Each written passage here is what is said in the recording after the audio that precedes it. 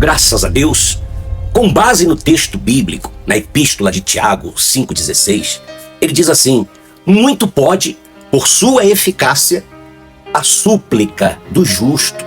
Irmão, preste bem atenção. A Bíblia, a palavra de Deus, ela está dizendo que muitos podem, ou muito pode a súplica do justo. A súplica do justo é a oração intensa, insistente. É aquela oração humilde de todo o coração.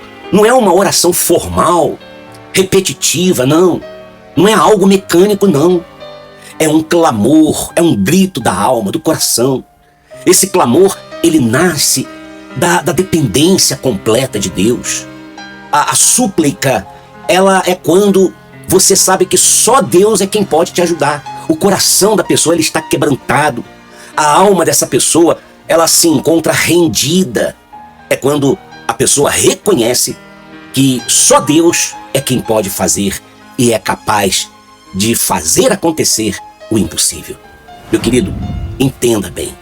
É muito diferente de uma oração fria. É uma entrega. E ele fala: quem é o justo?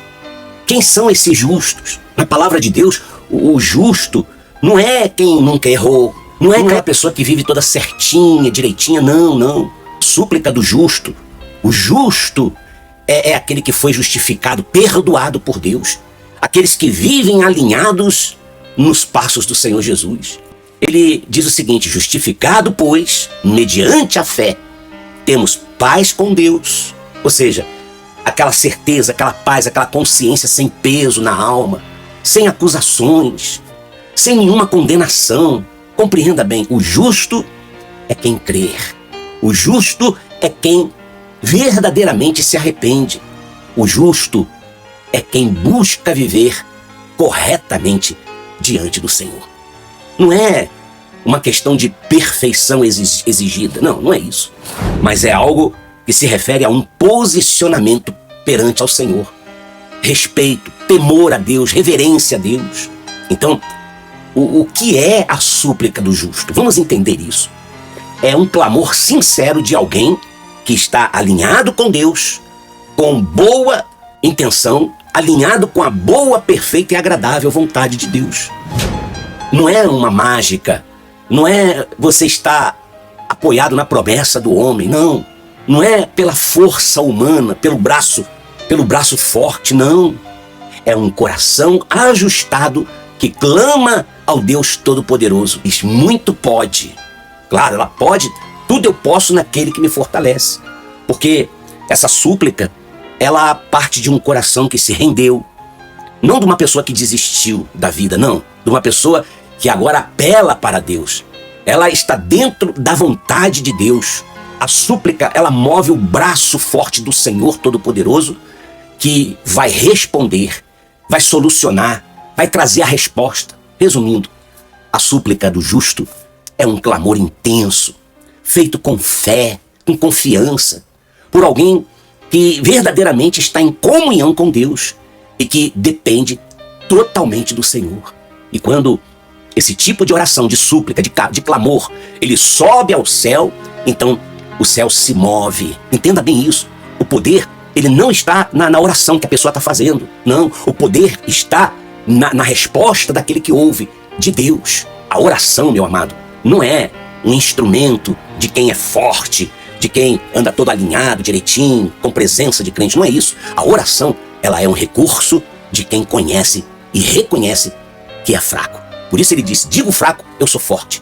E é exatamente aí que começa a se mover o poder sobrenatural de Deus.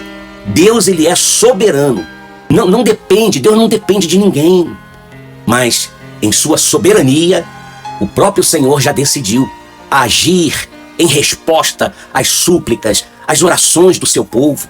Quando você ora, quando você pede algo espiritual, então exerce. Você se conecta a Deus, à onipotência divina, e aí você liga o altar aqui na terra com o altar lá no trono dos céus. Meu amado, você troca desespero por dependência.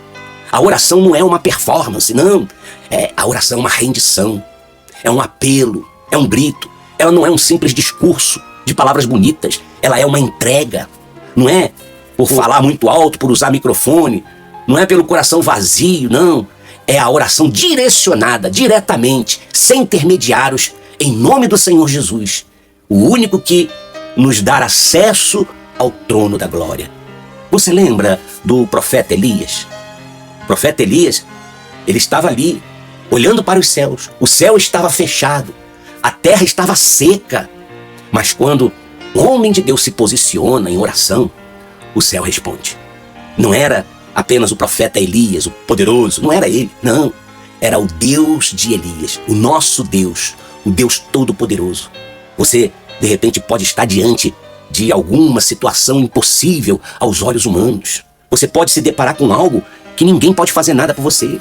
Você, de repente, está se deparando com um casamento em crise, com uma família afastada de Deus, uma causa na justiça, uma enfermidade incurável, uma luta espiritual muito grande, humanamente falando.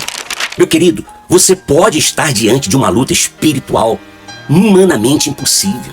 Mas quando você ora a Deus, quando você suplica a Deus, quando você tira o problema do campo humano, da condição humana, e o coloca no campo sobrenatural, então tudo vai acontecer de forma sobrenatural.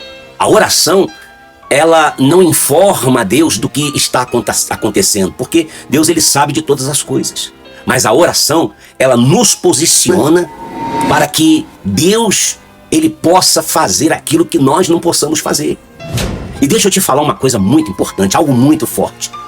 Quem não ora, quem não vive em espírito de oração, carrega um peso que não precisava carregar.